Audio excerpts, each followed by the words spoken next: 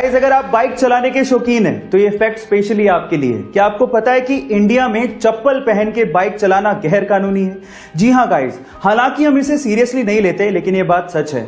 Indian motor vehicle act 1988 के हिसाब से आप चप्पल पहन के बाइक नहीं चला सकते, क्योंकि ये सेफ नहीं माना जाता। उसके पीछे का पहला रीजन ये है कि अगर आप चप्पल पहन के बाइक चला रहे हैं तो आपको गियर बदलने में कभी ना कभी प्रॉब्लम जरूर आएगी। नंबर 2, अगर आपकी बाइक गलती से स्लिप हो गई और अगर आपने चप्पल पहन रखी है तो आपको चोट लग सकती है, और वहीं अगर आपने जूते पहन रखे हैं तो आप अपने आप को प्रोटेक्ट कर सकते हो। नंबर 3, जूते पहन के किक मारना भी बेहद आसान होता है, वहीं अगर आपने चप्पल पहन रखी है तो किक मारने में कहीं ना कहीं प्रॉब्लम्स आती हैं। है ना इंटरेस्टिंग फैक्ट? आपको ये फैक्ट जान के कैसा लगा, चैट सेक्शन में लिखना मत भूलिएगा। एक बर्ड है जिसका नाम है अमेरिकन वुडकॉक, और ये बर्ड बेसिकली अपने डांसिंग मूव्स के लिए बहुत ज्यादा फेमस है, जैसा कि आप इस वीडियो में देख ही पा रहे हैं।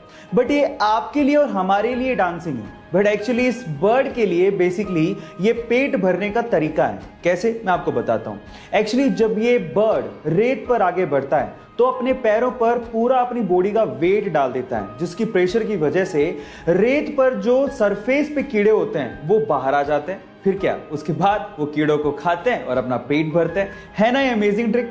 क्या इसके पहले तक ये फैक्ट आपको पता था? और अगर नहीं पता था तो चैट सेक्शन में लिखना मत भूलिएगा।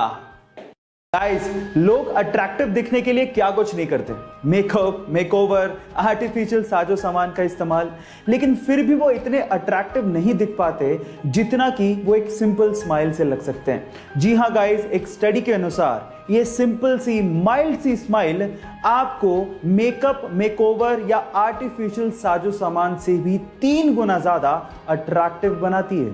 इसका मतलब ये हुआ कि ये सिंपल सी स्माइल आपको वो काम करके दे सकती है जो कि आपका मेकअप, मेकओवर या आर्टिफिशियल साजो सामान नहीं करके दे सकता। इसलिए आप कभी भी किसी से मिले, एक हल्का सा स्माइल दे दें, ये चीज आपको बहुत ज्यादा अट्रैक्टिव बना सकती है। गाइस, ये इंटरेस्टिंग फैक्ट जान के आपको कैसा लगा, चैट सेक्शन में लिखना मत भूलिएगा। गाइस, जनरली आप लोगों ने देखा होगा कि जब भी हमारे यहाँ पे कोई कंस्ट्रक्शन होता है या फिर कोई रोड बनने वाली होती है और बीच में अगर कोई पेड़ आ रहा होता है तो हम लोग जनरली उसे कटवा देते हैं या काट देते हैं, लेकिन हर जगह पे ऐसा नहीं होता। जापान का एग्जांपल लेते हैं। अगर जापान में कहीं पे कोई रोड बन रही है या कोई कंस्ट्रक्शन होता है और बीच में कोई पेड़ आ रहा होता है तो वो लोग पेड़ को काटते नहीं है, इनफैक्ट वो जड़ के साथ उस पेड़ को किसी दूसरी जगह पे रीलोकेट कर देते हैं और इस तरह से वो पेड़ों को बचाते हैं, और ये हमारे इकोसिस्टम के लिए जरूरी भी है। आपको ये जापान का तरीका कैसा लगा और आपको क्या लगता है कि हमारे देश में भी ये चीज इंप्लीमेंट होनी चाहिए? चैट सेक्शन में लिखना मत भूलिएगा। गाइस, क्या आपको पता है कि फिनलैंड में एक 16 साल की टीनेज लड़की जिसका नाम है ईवा मोर्टन, उसे एक दिन के लिए फिनलैंड का प्राइम मिनिस्टर बना दिया गया? है ना अमेजिंग बात? अब ऐसा क्यों किया गया, उसके पीछे का रीजन आप लोगों को सुनना चाहिए।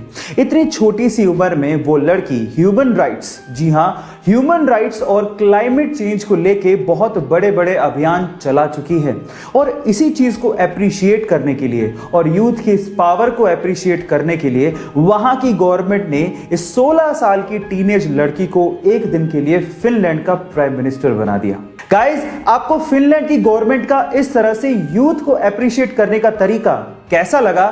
चैट सेक्शन में लिखना मत भूलिएगा।